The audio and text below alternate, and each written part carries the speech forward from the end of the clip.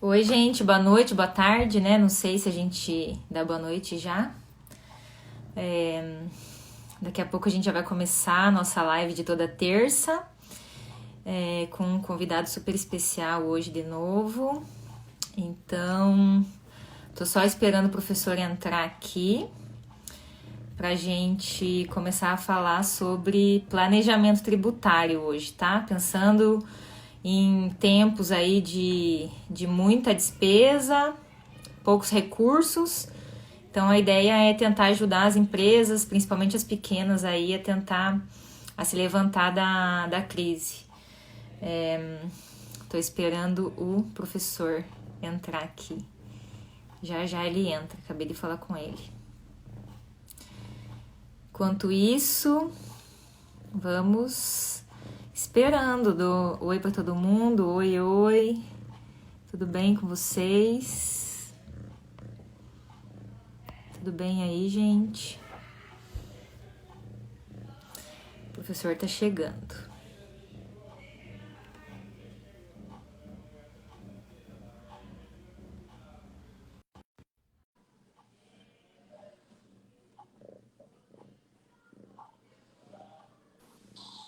Pronto. Oi, professor. Tudo bem?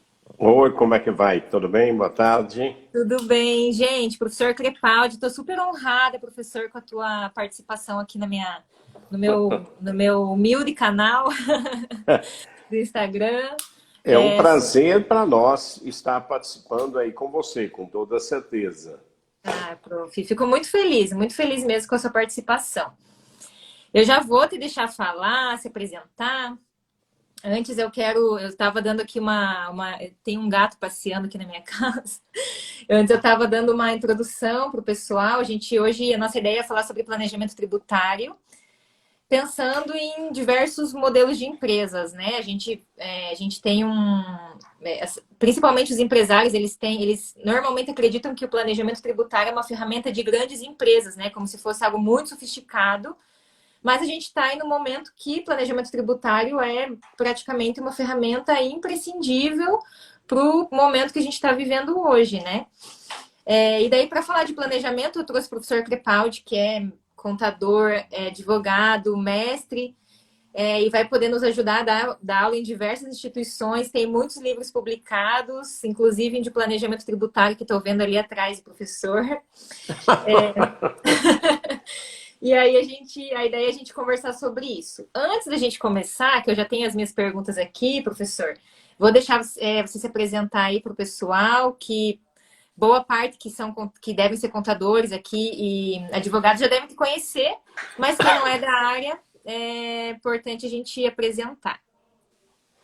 Ok. Muito boa tarde a todos vocês. Professora Paola, muito obrigado pelo convite para participar desse bate-papo aqui sobre planejamento tributário. Eu sou o Silvio Aparecido Crepaldi. Como foi falado, eu sou administrador, sou contador e advogado. Fiz o mestrado em administração e o doutorado em direito, tá?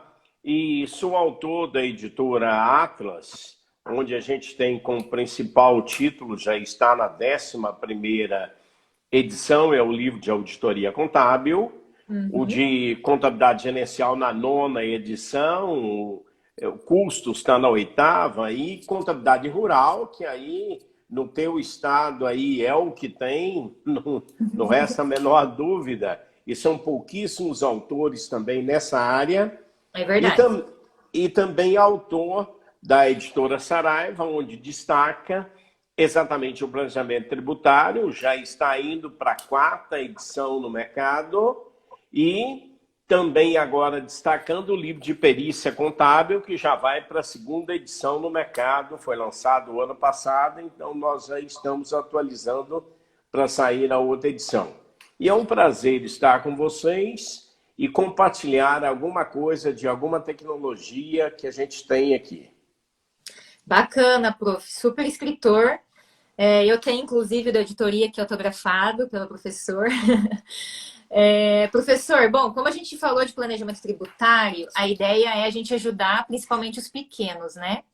Como eu falei, a gente sempre acha que o planejamento faz parte de grandes empresas e é muito comum a gente ter um planejamento em grandes empresas, porque são empresas que normalmente utilizam uma parte do seu orçamento para contratar consultoria, para contratar planejamento tributário de fato, e onde a gente vê muitas vezes um departamento fiscal ou contábil atuando diretamente ali perto da empresa. Quando a gente fala principalmente das pequenas empresas, ME, PP, aquelas tributadas pelo Simples Nacional, que não estão acostumadas a fazer planejamento, e que a gente pensa, mas a empresa do Simples Nacional já é um planejamento tributário, né? Já é um tratamento diferenciado, teoricamente já tem uma drástica redução tributária, aonde que a gente pode pensar que essas empresas pequenas, elas podem pensar numa economia tributária, pensando que os tributos correspondem a grande parte do faturamento delas, de empresas maiores também, como que essas empresas podem pensar numa forma de economizar tributos, principalmente, a partir de agora, que a gente já está final de maio, de repente, ou, sei lá, para um planejamento em 2021, né, para ano que vem, de que forma que essas empresas elas podem atuar aí para tentar diminuir esse ônus, que é pesado também para elas. Sim. A lei que regula o planejamento tributário é a Lei Complementar 123 de 2006.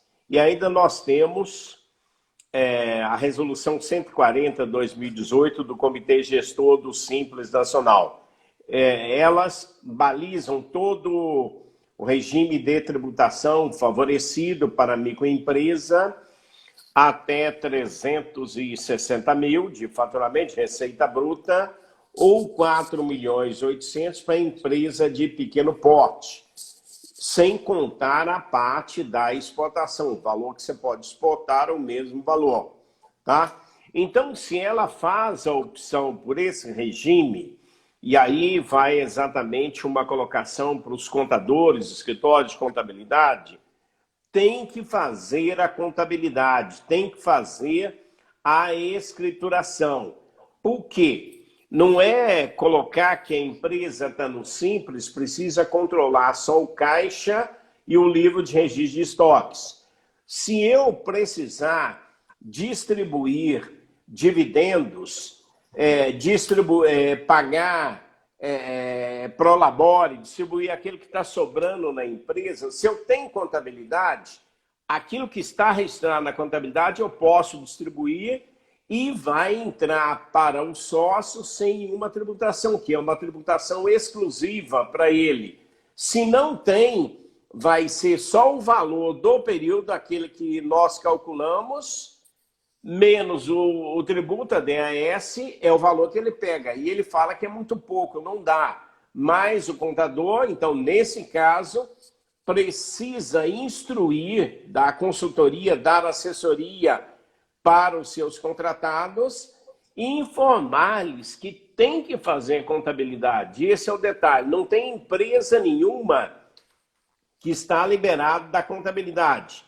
Assim já nos ensina o artigo 1179 do Código Civil, a ITG 1000, a ITG 2000, tudo exige contabilidade. Então esse é o detalhe, ele já começa por aí. Tá. Como é que ele vai economizar? A maioria daquilo, porque muitas empresas aí do Simples, elas são comerciais. A grande parte, alguma coisa é prestação de serviço, indústria, uma fatia muito pequena do mercado. Então, ela tem que observar produtos monofásicos e produtos com substituição tributária, porque eu tenho que tirar esse valor para fazer o cálculo. É onde está aparecendo no mercado, muitos profissionais devem ter visto aí, empresas e mais empresas oferecendo o serviço de recuperação de tributos dos últimos 5 anos. Uhum. Tá? E até, professor, bacana falar da contabilidade no começo, porque muitas empresas que são simples, que são pequenas, o contador não apresenta contabilidade, ou o próprio empresário ele nem sabe direito para que serve a contabilidade, que forma que ele pode usar isso. E isso, a gente pode até pensar num planejamento para o próximo exercício, né? Fechar a contabilidade ali num prazo que seja próximo do encerramento normal, para que o empresário ele tenha ciência do que ele tem de despesa, custo, e poder fazer um planejamento de uma forma estratégica, né, muito maior na empresa no próximo exercício. Sim. A própria Lei 123 de 2006, no artigo 27, ela já coloca que o microempresário, o pequeno empresário, ele precisa de ter um sistema contábil. E aí isso só vai ser benefício para ele. E aí, eu sou contador também, você, tá? Nós temos que defender isso aí, ensinar esse empresário, principalmente nesse período agora, que o caixa baixou muito, nós não temos um fluxo contínuo de caixa, então ele tem que saber ver o número que a contabilidade está gerando para auxiliar no seu processo decisório empresarial. Tá? Bacana. Perfeito isso, professor, perfeito. Falar de contabilidade é o essencial, né? Para começar a falar de planejamento tributário, a gente tem que falar primeiro da contabilidade de fato. O que mais que a gente pode falar de planejamento, professor? A gente tem, sei lá, de repente até o Simples Nacional nem é a melhor forma de tributação para essa empresa, né? O cara tá lá no Simples porque é mais fácil, teoricamente, faz lá as guias todas pelo programa do Simples Nacional, mas muitas vezes um lucro presumido para a empresa é mais vantajoso. Vamos pensar uma empresa de serviço que esteja lá dentro do faturamento dos 120 mil no ano, que pode reduzir, de repente, aquela carga tributária, né? Exato, exato. Se você pegar um comércio, o comércio no Simples, anexo 1, começa mais ou menos, eu não sei de cor aqui, mas eu acho que em 6%. Tá? 6, isso. Agora, se ele pensar no lucro presumido e ele tiver a contabilidade, começa em quanto? 8%. E às vezes compensa, porque se ele estiver bem próximo ali de estourar 4 milhões e 800, o que ele vai ter que fazer? Vai ter que ir para o lucro presumido. Então ele tem que se preparar para isso aí, para determinar e ver o que é mais interessante para a empresa dele. Porque se ele quiser expandir a empresa dele, ele já está no CPF dele. Ele não pode abrir outra, porque senão vai somar as receitas e ele vai ser excluído. Então, só vai restar exatamente o regime do lucro presumido para ele. É verdade. Aqui, professor, o Giliard fez um comentário realmente importante. Não só por isso, mas ele falou assim, nesse momento que os empresários estão vendo a importância da contabilidade, tendo em vista que os bancos estão solicitando as demonstrações para análise e liberação de crédito. A gente tem aí o crédito que foi liberado pelo governo para as pequenas empresas, inclusive, e sem um balanço, sem uma demonstração contábil que demonstre que aquela empresa ela pode pagar esse empréstimo, ele provavelmente não vai conseguir a liberação, né? O que mais está acontecendo hoje no mercado é o seguinte: com esses programas aí de apoio à pequena e média empresa, o que acontece? A instituição de crédito pede exatamente balanço, demonstração de estado de exercício, entre outros relatórios contábeis. Esses dois, tranquilo. E aí, ele só faz caixa e estoque. Não tem. Como é que faz? Aqui um alerta. O contador não caia na besteira, desculpe a expressão, de tentar montar um balanço para o seu cliente. Por quê? Se ele for no decreto 9580 de 2018, que é o regulamento atual do imposto de renda, artigos 1048 e 1049, está lá a responsabilidade do contador. Se fizer documento falso, ele vai responder profissionalmente. É o problema do registro dele no Conselho Regional de Contabilidade. Ele vai responder civilmente. Causou prejuízo, vai responder. E poderá responder penalmente também. Então, tem todo esse detalhe. Então, hoje, façam a contabilidade. Porque aí, você registrando, e no teu regime atual de tributação que você fez a opção, você pode simular no presumido, simular talvez até no lucro real e ver em qual deles reduz a carga tributária para esse empresário e vai dar folga no fluxo de caixa para a empresa dele. É verdade, professor. Eu, assim, até falei do presumido porque seria o mais próximo, vamos dizer, do simples, né? Mas o lucro real, ele também pode ser muito vantajoso dependendo da empresa, ainda mais se tiver folha, entra tudo como despesa, então acaba que a gente também pode pensar nele como uma ferramenta aí para planejamento. É. Para as empresas prestadoras de serviço, então, ou na maioria dos casos, vai cair no anexo 3 ou vai cair no anexo 5. Nós sabemos disso, os nossos colegas contadores que estão ouvindo sabem disso. Eu tenho que calcular aquele fator R, que é a receita, a folha de pagamento de 12 meses, tá? Dividido pela receita bruta de 12 meses. E aí essa relação dá maior ou menor do que 28. Então você vai para o 3 ou vai para o 5.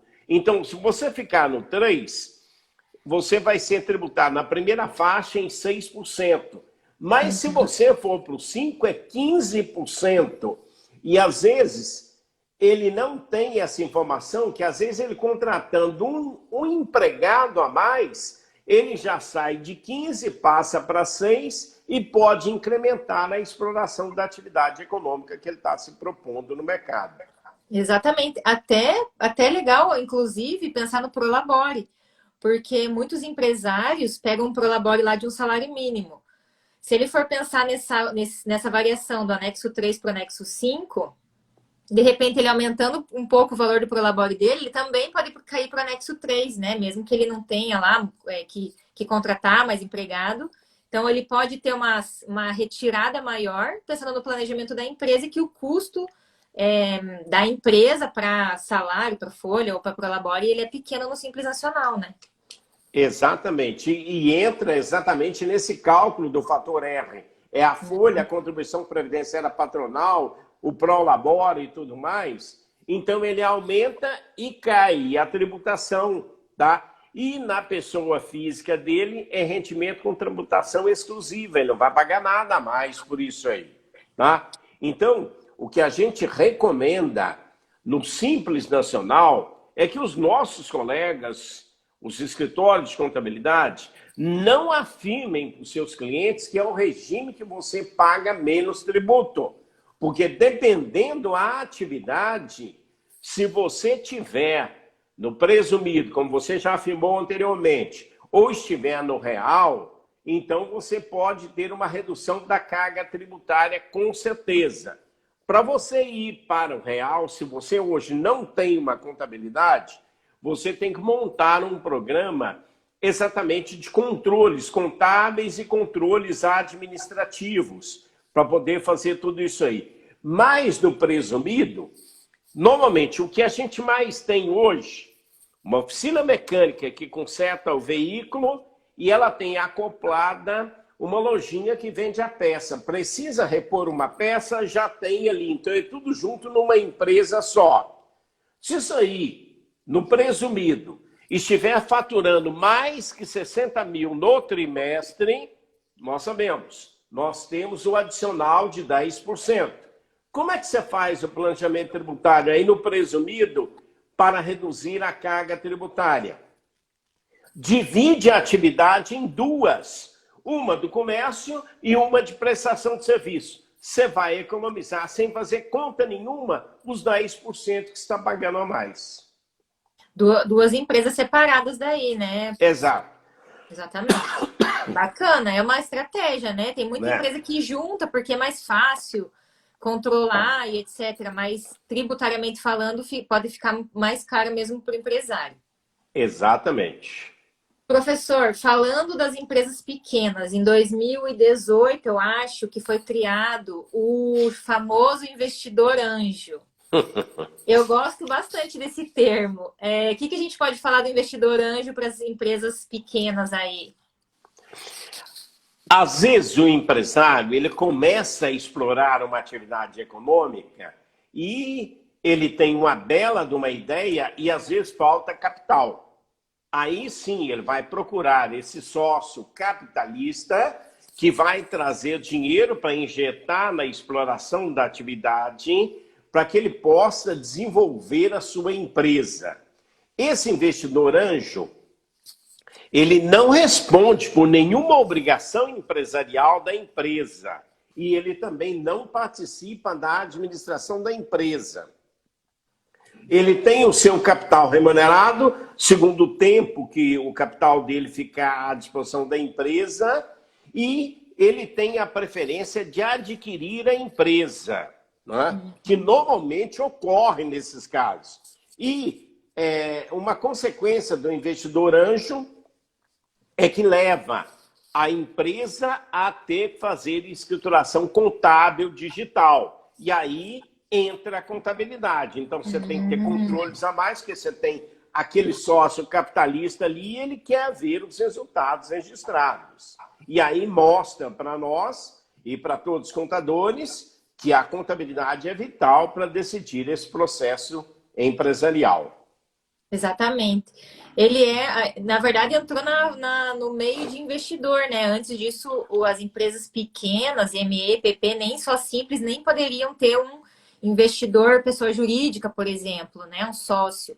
Hoje a gente tem essa figura do investidor anjo para manter, né? Ter continuidade da empresa, é um princípio aí contábil, ter continuidade da empresa, manter ela no mercado, principalmente quando a gente fala das startups, que, né, tem uma tendência aí de crescimento.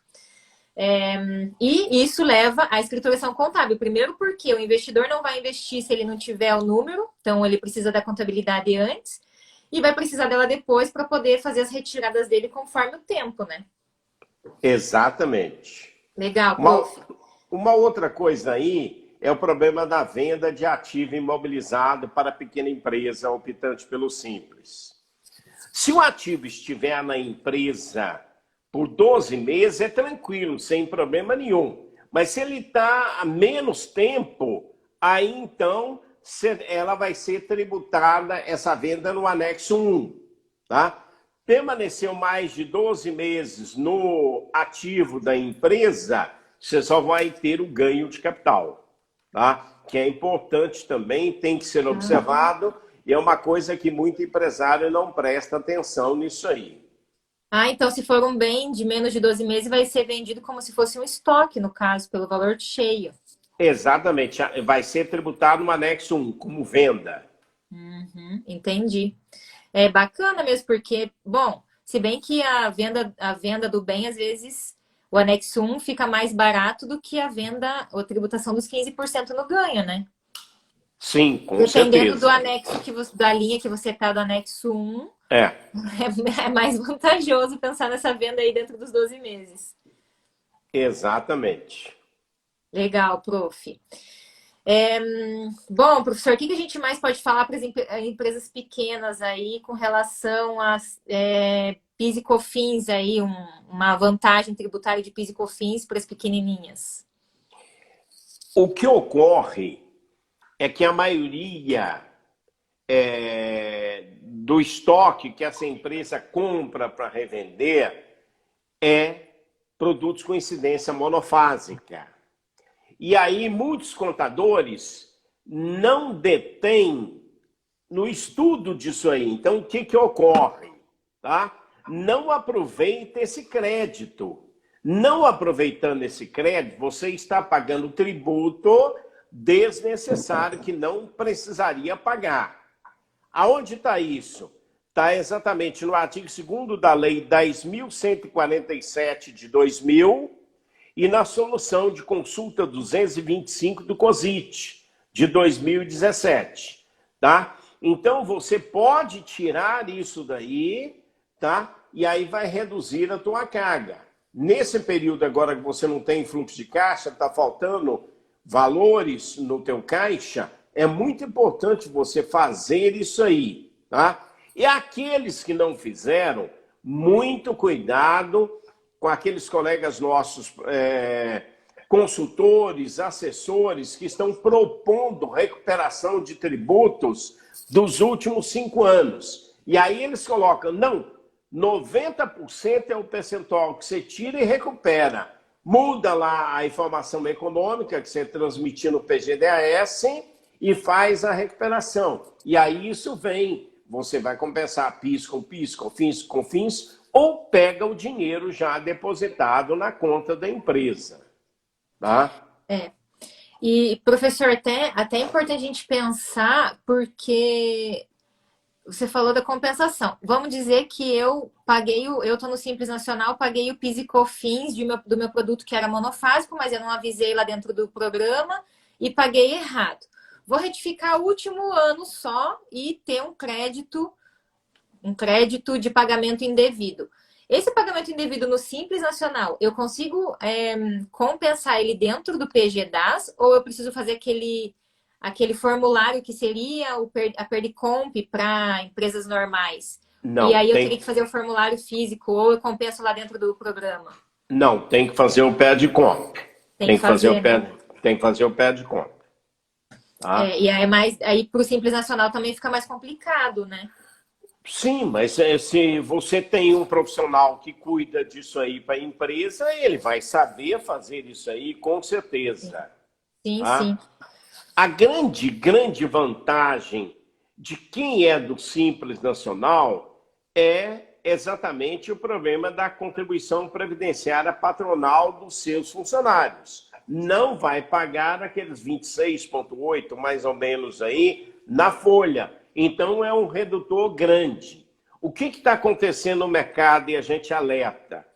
Tem muitos supermercados pequenos que estão fazendo uma empresa comercial só para compra e venda de gêneros alimentícios e outra empresa que tem os funcionários. Até aí tudo bem. Mas o problema aí é o seguinte, que os sócios de uma são os mesmos sócios da outra. E aí dá problema trabalhista. Esse é o detalhe. Pode ser feito? Pode, mas não dessa forma. Tá? E também, além do que, se for o mesmo sócio, tem a soma das receitas para fins de exclusão. Tem que tomar cuidado. Tem a questão daquela empresa que está fornecendo a mão de obra só ser enquadrada como uma locação de mão de obra, que no Simples Nacional a gente também não pode ter. Então é importante a gente pensar nesse formato também. Porque se as duas forem do Simples, não teria diferença de separar as empresas. Mas é mais comum a gente ter uma empresa de lucro presumido, sei lá, que é uma operação normal e todo mundo registrado na empresa do Simples, pensando na vantagem da folha de pagamento, né? Nesse encargo, que também ele é bem caro. O Rodrigo ele falou assim, caracterização de grupo econômico. Sim, caracteriza grupo econômico. Exatamente. Então, esse é o detalhe. Grupo econômico, responsabilidade trabalhista. Você pode fazer isso aí no Simples? Sim. Mas, suponhamos, um sócio lá ou dois sócios lá e outros sócios diferentes do lado de cá. Por quê? Nós temos aí a lei da terceirização. Você pode terceirizar a atividade principal, não tem problema. Mas você não pode dar a vinculação, a formação de grupo econômico muito bem alertada por quem está nos ouvindo aí. Sim, bacana. Muito bom. Professor, e o que a gente pode falar de vantagens e desvantagens das empresas do Simples Nacional? A desvantagem é que você paga, tá, pela receita bruta. Você não aproveita custos e nem despesa. Você não deduz.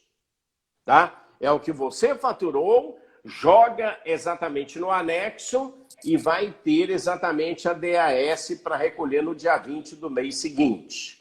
Tá? A vantagem é que você vai ter uma redução, a grosso modo, 26,8% das contribuições ao INSS aí dos empregados que você tem registrado. Tá? É a vantagem que tem o Simples Nacional. Com uma ressalva ainda, né, prof? Porque o anexo 4, que é de construção civil, advocacia, jardinagem, eu acho, o anexo 4 tem alguns encargos patronais, vai ter os 23, pelo menos, que é o INSS patronal mais o RAT, né? Também, esse aí tem sem problema nenhum, você tem que pagar. Então aí você tem que pensar muito bem. Se você é do 4, compensa estudar a possibilidade de optar pelo lucro presumido. Com Exatamente. certeza. Tá? Com certeza. Bacana. Tá? E aí, exatamente. Se você é organizado, você tem exatamente forma de administrar o teu empreendimento, tem uma administração estratégica, tem um plano de negócio, tem um planejamento estratégico, pensar no lucro real. Mas aí vai bater numa coisa. Me desculpe uma série de colegas nossos que falam, não, lucro real é muito difícil, é muita legislação e tudo mais, o meu escritório não mexe com isso. Mas quando você quer falar em planejamento tributário, o real, você tem o lucro que mais se aproxima do lucro contábil. O que é lucro contábil? Receita menos despesas mais custo. Só que você tem que fornecer uma base organizacional para o teu cliente, montar isso aí, você sabe montar isso aí, e ele poderá pagar menos. Por quê? É o único regime que eu posso utilizar os benefícios fiscais. E aí você começa a depreciação, a amortização, exaustão, tá? Se você não recebe os créditos ali, e você controla isso aí com garantia, sem garantia, você pode deduzir. Todo o programa de alimentação do empregado também você deduz, tá? Toda essa parte você irá deduzir ali e outros programas a mais, tá? Então você tem uma série de benefícios você sendo do lucro real, tá? Bacana. Prof, tem uma pergunta aqui da Edna, ela mandou assim: tem uma transportadora no Simples Nacional. Não há como aproveitar os tributos? Mas tributo, ela fala de combustível que ela está adquirindo, de essas coisas? Talvez seja insumo, né? E peças de reposição. Se você tem o controle disso aí, é monofásico, é substituição tributária, sim, você pode aproveitar. Você tem que fazer o controle. Que normalmente o contador não faz isso aí. Ou ele não recebe a informação. Importante, Edna, que esse aproveitamento não é um crédito que você toma porque você está no Simples Nacional, tá? É uma dedução que você faz direto lá no programa do Simples, que você tem um campinho que você vai informar que o teu produto é monofásico, isso, e aí ele vai ficar com alíquota zero lá dentro do PGDAS, para PIS, COFINS e CMS, né? Então, você tem que olhar o item, né? NCM, qual que é que você está vendendo, qual que é a tributação daquela NCM. E importante a gente também pensar que para o Simples Nacional só, ela falou, peças, combustível, alimentação do motorista. Só peças que vão ser monofásico e combustível. Na verdade, só peça se você vender. Mas como você é uma prestadora de serviço, se você fosse lucro real, a peça e o combustível entraria com crédito de PIS e COFINS e CMS também, né, professor? Sim, com certeza. Agora, a alimentação do motorista, você não aproveita crédito de PIS e COFINS. Ele pode entrar no PAT, lá no programa de alimentação. Aí você tem um incentivo fiscal no imposto de renda, 4% do imposto de renda, sem o adicional. Só que no presumido e no Simples Nacional não pode aproveitar programa de incentivo fiscal.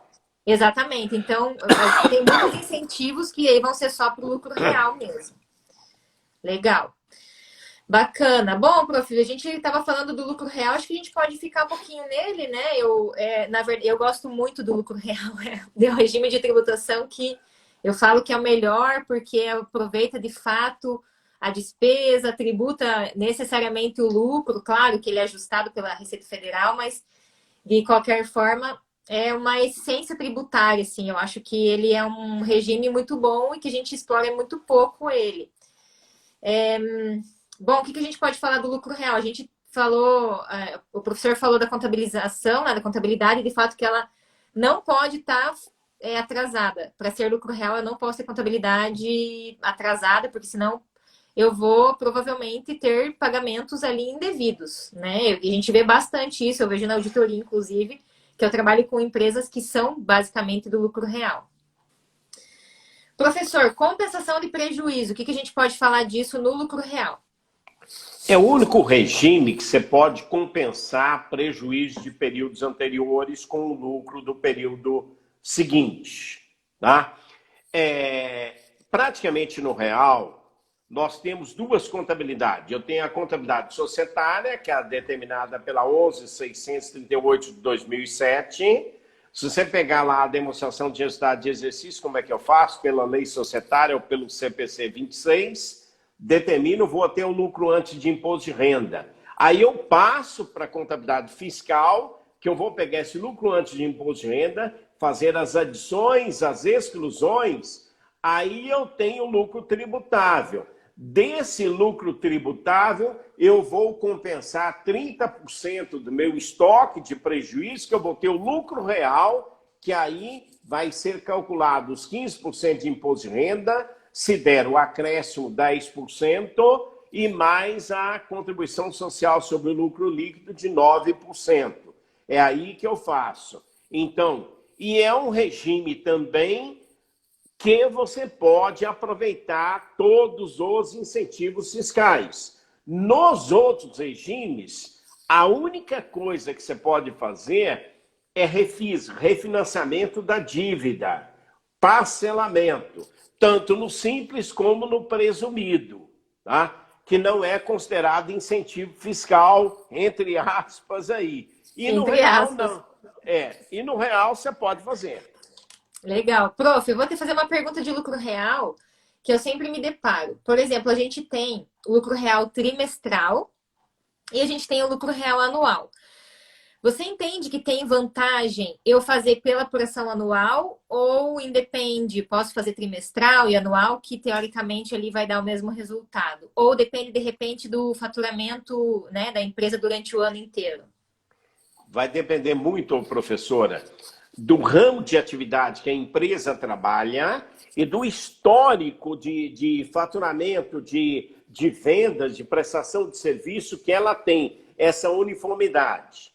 Nós sabemos, aqui no Brasil, para nós, vamos tirar fora esse período agora que é anormal. Mas o que acontece? Você pega o comércio, ele começa janeiro, férias de menino na escola, férias de político e daí por diante. Então, o faturamento vai lá embaixo. Mas aí depois chega fevereiro, carnaval, então aí já começa a vender um pouco mais, o comércio já vende mais, a indústria também de bebidas vende mais, daí por diante. E aí vem aqueles feriados, Dia das Mães, daí por diante. Então, para nós é muito sazonal o ano inteiro. Então, você tem que fazer uma análise, por isso é que tem que ter contabilidade, porque, no mínimo, com 3 anos de contabilidade, dá para a gente fazer essa análise e definir perfeitamente qual é o melhor. Optar pelo real trimestral ou optar pelo real anual com balancetes de redução ou suspensão. Isso aí que eu tenho que fazer. É em virtude desse fluxo de caixa. Lembrando, se eu optar pelo real anual, eu tenho que fazer recolhimentos por estimativa mensal. Esse é o detalhe, tá? E no outro, a gente recolhe trimestralmente e paga em 3 vezes. Esse aí. Mas eu tenho que conhecer a empresa. E para conhecer a empresa, aonde nós vamos cair? Valorização da contabilidade. Exatamente. E no lucro real anual, uma vantagem é que o meu prejuízo ele vai se recuperando, né? Até mesmo o lucro. Eu vou consolidando isso até o final do exercício. No lucro real, fechei e não tem mais o que falar. Deu muito lucro, vou pagar. No próximo deu prejuízo, não pago, mas aí no próximo eu só posso compensar os 30%. E aí no lucro real eu compenso, teoricamente, 100% até o fim do ano, né? No anual.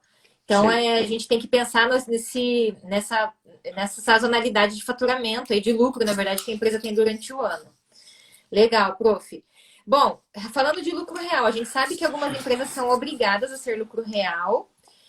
E aí a minha pergunta é, quem não está obrigado, ou melhor, né? Existe alguém que não pode ser lucro real? Não. Não tem.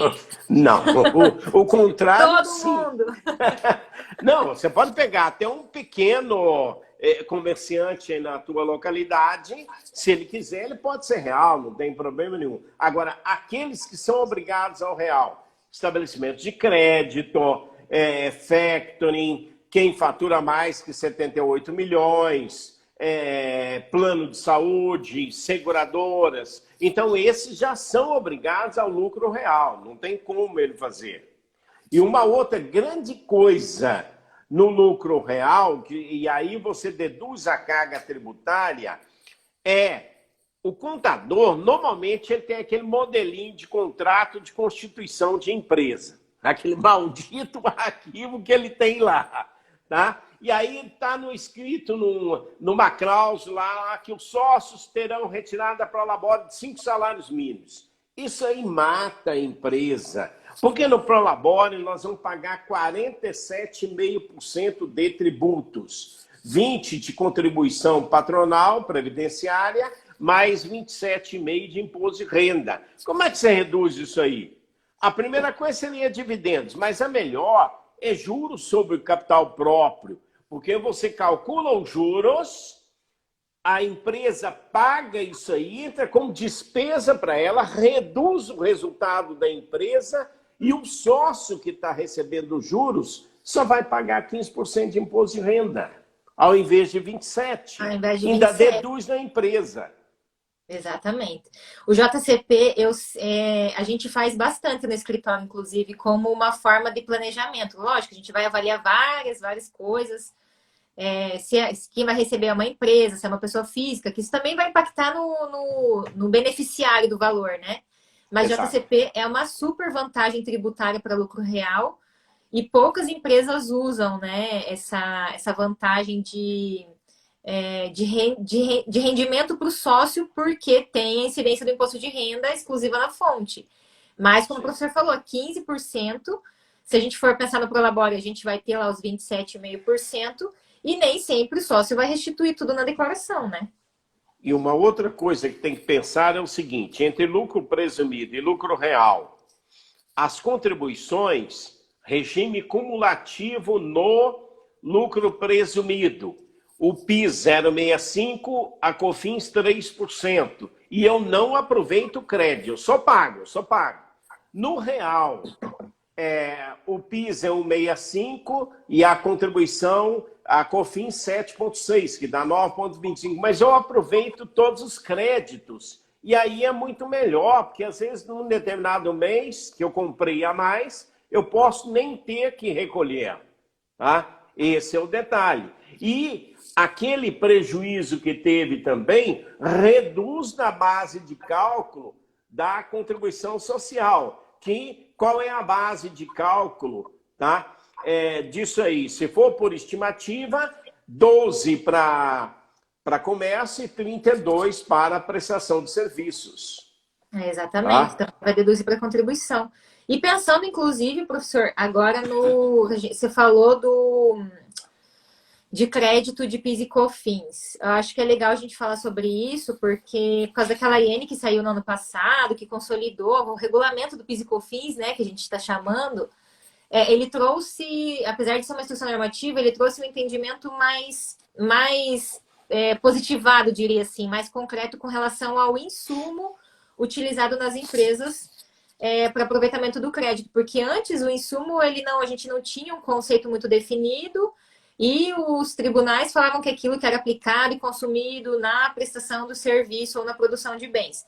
Hoje ele tem uma característica mais de produto necessário, produto essencial para a sua prestação de serviço, né? Acho que é legal a gente falar sobre isso, porque o que eu vejo também de consultorias levantando crédito de PIS e COFINS, de insumo, é colocar tudo como insumo. Energia não, mas, por exemplo, consultoria como insumo. Às vezes a internet, telefone, despesa de PJ que não tem relação. Então, o que a gente pode falar sobre esse crédito do insumo no PIS e COFINS para lucro real? Tudo bem. A pessoa jurídica, ela adquire os insumos, tá? Seja produtos ou seja serviços. E aí, se tem isenção de PIS e COFINS, vamos considerar assim, isenção de PIS e COFINS, emprega isto aí na fabricação de mercadorias e utilização do insumo. Então, ela emprega no produto. O problema é empregar. Nós temos duas vertentes para definir isso aí. A primeira vertente, o produto fabricado é sujeito a alíquota zero. Produto fabricado sujeito a alíquota zero, tá? Ou não incidência, mesma coisa. Tá? Autor que prefere uma coisa, autor que prefere outra. Então, eu não vou ter direito a crédito de PIS e COFINS. Essa é a primeira orientação. A segunda, o produto que eu estou fabricando, ele é sujeito à incidência de PIS e COFINS. Então, aquilo que eu comprei, eu posso aproveitar o crédito. Esta é a orientação que a gente passa. Legal. Tá? Bacana, prof.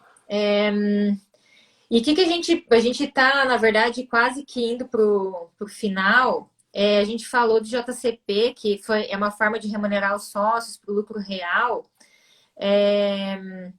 Mas o que a gente pode pensar de planejamento no lucro real, de repente, lucro presumido, assim, de uma forma mais por cima, assim, de planejamento tributário para esses dois regimes que, teoricamente, têm mais oportunidades, né? Principalmente o lucro real.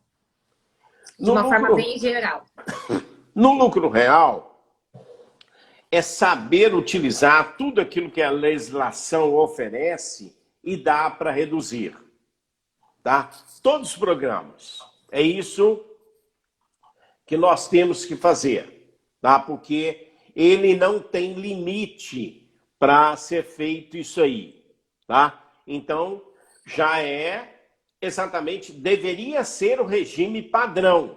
Mas a maioria dos nossos colegas contadores coloca como regime padrão Simples Nacional. E aí faz exatamente o empresário pagar mais tributos. Esse é o detalhe, tá? Porque ele não aproveita uma série de vantagens que tem, que é deduzir todos os custos, todas as despesas, desde que tenha uma escrituração contábil confiável, tá? E que guarde a documentação hábil para que possa ser comprovado perante órgãos da administração tributária, tá? Assim, ele pode, então, otimizar o seu resultado deduzindo custos e despesas.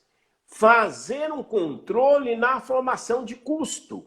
Se é uma indústria, como é que forma o custo que vai ser deduzido depois? Nós já sabemos que a administração tributária quer exatamente o custeio por absorção, não quer o custeio variável ali, ela não aceita, tá? Aí, rever os aspectos societários, tá? Que é o juro sobre o capital próprio, a remuneração do capital. E, às vezes, fazer reserva legal, 5% até 20% do capital e aquelas outras reservas que tem. E a implantação de todos os benefícios fiscais. É exatamente o que o lucro real possibilita. Então, aí exige que o profissional de contabilidade estude e empregue tudo isso aí, tá? Programa de alimentação, empresa cidadã, Vale Cultura, capacitação de pessoas, Lei Rouanet, Lei de Exploração, Lei do Bem, daí por diante. Se partimos agora para o presumido, nada disso eu posso fazer, tá? Nada. Só o refis, só o parcelamento, que é daquilo que você já estava devendo. Tá? Que não é um planejamento tributário, diria que seria um planejamento econômico. Porque no presumido, aquilo que eu já coloquei anteriormente, como é que você faz planejamento tributário no presumido? Se você está pagando o adicional de 10%, pega o teu negócio, divide em duas empresas. E aí você não vai pagar 10%, você vai reduzir os 10%. Tá? Esse é o detalhe. Mas ele não apresenta mais opções que você possa reduzir a carga tributária da empresa. E aí até entra um planejamento societário, né? Quando a gente fala de dividir a empresa.